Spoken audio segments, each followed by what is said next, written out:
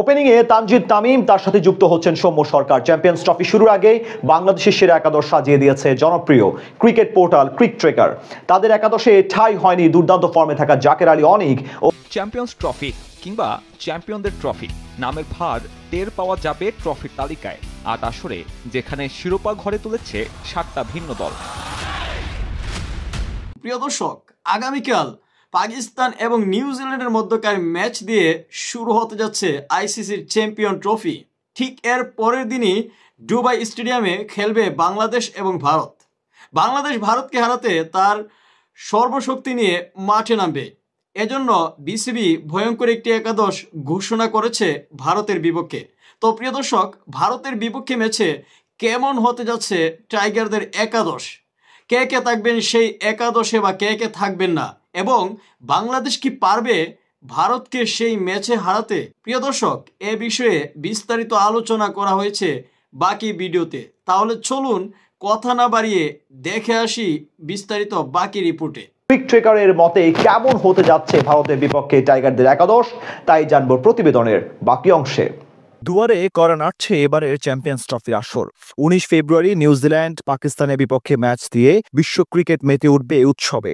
এবারে champions trophy নিয়ে উন্মাদনা একটু বেশি সবার মধ্যে, কেননা ৮ বছর পর মাঠে গড়াচ্ছে টুর্নামেন্টটি। সর্বশেষ আসরে চ্যাম্পিয়ন পাকিস্তানের মাটিতে অনুষ্ঠিত হচ্ছে এবারের আসরটি। টুর্নামেন্টটি নিয়ে বাংলাদেশের মানুষের রয়েছে ব্যাপক আগ্রহ, কেননা টাইগারদের ইতিহাসে সবচেয়ে সেরা সফলতাটা এসেছে চ্যাম্পিয়ন্স ট্রফি থেকেই। ২০১৭ সালে অনুষ্ঠিত আসরে সেমিফাইনাল খেলেছিল বাংলাদেশ। এবারও দলটিকে নিয়ে অনেক প্রত্যাশা সমর্থকদের। গত আসরের সফলতা ছাড়িয়ে যেতে দেখতে চান এদেশের কোটি সমর্থকেরা। চ্যাম্পিয়ন্স ট্রফির শুরুর পূর্বে সব দলের শক্তিশালী একাদশ প্রকাশ করেছে জনপ্রিয় ক্রিকেট নিউজ পোর্টাল ক্রিক ট্রেকার, যে তালিকায় রয়েছে বাংলাদেশের নাম। টাইগার ক্রিকেটারদের সাম্প্রতিক ফর্ম ও সামর্থ্য বিবেচনা নিয়ে একাদশ বাছাই করেছে তারা। ওপেনিংয়ে রাখা হয়েছে তানজিদ হাসান তামিম ও সৌম্য সরকারকে। জায়গা মেলেনি বিপিএল মাতানো পারভেজ হোসেন ইমনের। গেল বিপিএল এ টুর্নামেন্ট সেরা উদীয়মান ক্রিকেটার হয়েছিলেন তানজিদ তামিম। আসরের দ্বিতীয় সর্বোচ্চ ৪৮৫ রান এসেছিল তার ব্যাট থেকে। বিপিএল ইনজুরির কারণে খুব বেশি ম্যাচ খেলার সুযোগ না পেলেও সৌম্যকে ওপেনিং পজিশনে রেখেছেন তারা। ৩ নম্বর পজিশনে রেখেছেন টাইগার অধিনায়ক নাজমুল হোসেন শান্তকে। বিপিএল এ ব্যাট হাতে সফল হতে না পারলেও ওয়ানডে টাইগারদের অন্যতম সফল ব্যাটার তিনি। শেষ ১০ ওয়ানডে ইনিংসে ২টো সেঞ্চুরির সাথে আরও ২টো অর্ধশতক রানের ইনিংস খেলেছিলেন তিনি। ১০ ম্যাচে ৫৪.৬৬ গড়ে করেছিলেন ৪৯২ রান। ৪ নম্বর পজিশনে তারা রেখেছে তাওহিদ হৃদয়কে। ওয়ানডেতে ক্রিকেটে টাইগারদের অন্যতম সফল ব্যাটার তিনি। ৩৩ ওয়ানডে ক্যারিয়ারে ইতিমধ্যে ১০০০ রানের গন্ডি পেরিয়েছেন তিনি। প্রায় ৩৪ এভারেজে করেছেন ১০৫০ রান। এবারে চ্যাম্পিয়ন্স ট্রফিতে দলের অন্যতম ভরসা হয়ে উঠতে পারেন তিনি। ব্যাটিংয়ের পরের ২ পজিশনে তারা রেখেছেন ২ ভাইরা ভাই মুশফিকুর রহিম ও মাহমুদুল্লাহ রিয়াদকে। চ্যাম্পিয়ন্স ট্রফিতে টাইগারদের সবচেয়ে অভিজ্ঞ ২ ক্রিকেটারের উপর দায়িত্ব থাকবে অনেক। ফিনিশিং এর দায়িত্ব দেওয়া হয়েছে মেহেদী হাসান মিরাজকে। স্পিন অ্যাটাকে মিরাজের সঙ্গী হিসেবে রয়েছে leg spinner Rishad Hossain. Bowling এর পাশাপাশি ব্যাট হাতেও দলের হয়ে অবদান রাখার সামর্থ্য রয়েছে তার। গেল বিপিএল এর ফাইনালে শেষ দিকে ঝড় তোলে বরিশালকে শিরোপা জিতিয়েছিলেন তিনি। পেস বোলিং এ রাখা হয়েছে তাসকিন আহমেদ, মুস্তাফিজুর রহমান ও স্পিড স্টার নাহিদ রানা। বল হাতে আগুন ছড়া পারফর্ম করে যাচ্ছেন তাসকিন আহমেদ। বিপিএল এ পুরো আসরে ২৫ উইকেট নিয়ে টুর্নামেন্টের সর্বোচ্চ উইকেট শিকারে হয়েছিলেন তিনি। বড় ম্যাচে পারফর্ম করার বিবেচনায় মুস্তাফিজের বিকল্প নেই দলে। আইসিসি টুর্নামেন্টে এক আসরে সবচেয়ে বেশি উইকেট নেওয়ার কীর্তি রয়েছে ফিজের। ২ পেসারের সাথে গতির ঝড় তুলতে নামবেন নাহিদ রানা। চ্যাম্পিয়ন্স ট্রফি কিংবা চ্যাম্পিয়নদের ট্রফি নামের ভার টের পাওয়া যাবে ট্রফির তালিকায় ৮ আসরে, যেখানে শিরোপা ঘরে তুলেছে ৭টা ভিন্ন দল। সদস্য দেশগুলোর জন্য তহবিল সংগ্রহে তৎকালীন আইসিসি সভাপতি জগমোহন ডালমিয়া প্রস্তাব দেন চ্যাম্পিয়ন্স ট্রফির। নাম ছিল আইসিসি নকআউট ট্রফিও, ডাকা হতো মিনি ওয়ার্ল্ড কাপ নামে। প্রথম আসরে আয়োজক হিসেবে বেছে নেওয়া হয় বাংলাদেশকে। মাত্রই আইসিসি ট্রফি জেতা স্বাগতিকরা না খেললেও সে সময় বঙ্গবন্ধু স্টেডিয়ামে দর্শক উপস্থিতি আইসিসিকে জানান দেয় এই দেশের ক্রিকেট জনপ্রিয়তা সম্পর্কে। ৯ দলের টুর্নামেন্ট চ্যাম্পিয়ন হ্যান্সি ক্রোনিয়ের দক্ষিণ আফ্রিকা। ফাইনাল আর টুর্নামেন্ট সেরা জ্যাক ক্যালিস।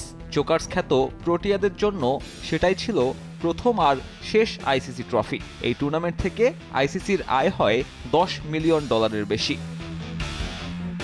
2 বছর পর কেনিয়ায় বসে দ্বিতীয় আসর। এবারও নাম আইসিসি নকআউট ট্রফি। টেস্ট খেলুড়ে 9 দলের সঙ্গে আয়োজক কেনিয়া আর বাংলাদেশ। 11 দলের টুর্নামেন্টে ভারতকে হারিয়ে চ্যাম্পিয়ন নিউজিল্যান্ড। আফ্রিকা মহাদেশে অনুষ্ঠিত হওয়া আসরে জনপ্রিয়তা তো বাড়েই, আইসিসির আয় গিয়ে দাঁড়ায় $13 মিলিয়ন। পরের আসর ভারতে হবার কথা থাকলেও শেষ মুহূর্তে ভেন্যু বদলে নেওয়া হয় শ্রীলঙ্কায়। ফাইনালের নির্ধারিত দিন ভেসে যায় বৃষ্টির কারণে। দ্বিতীয় দিনে আবারও শুরু ফাইনাল। আবারও প্রথম ইনিংস ব্যাট করল শ্রীলঙ্কা। এরপর বৃষ্টি। 2 দিনের ব্যর্থ চেষ্টা শেষে যৌথ চ্যাম্পিয়ন ঘোষণা করা হয় 2 ফাইনালিস্টকে। একই ফরম্যাটে ইংল্যান্ডে 2004 সালে গড়ায় চতুর্থ আসর। ফাইনালে স্বাগতিকদের হারিয়ে চ্যাম্পিয়ন ক্যারিবীয়রা। পঞ্চম আসরে ভারতের মাটিতে চ্যাম্পিয়ন হয় অস্ট্রেলিয়া। তবে ওয়ানডে বিশ্বকাপের আগ মুহূর্তে আরও একটা 50 ওভারের টুর্নামেন্ট দর্শক আগ্রহ কমিয়ে দেয়। গুজরাটের এক ম্যাচে দর্শক ছিল মাত্র 5000।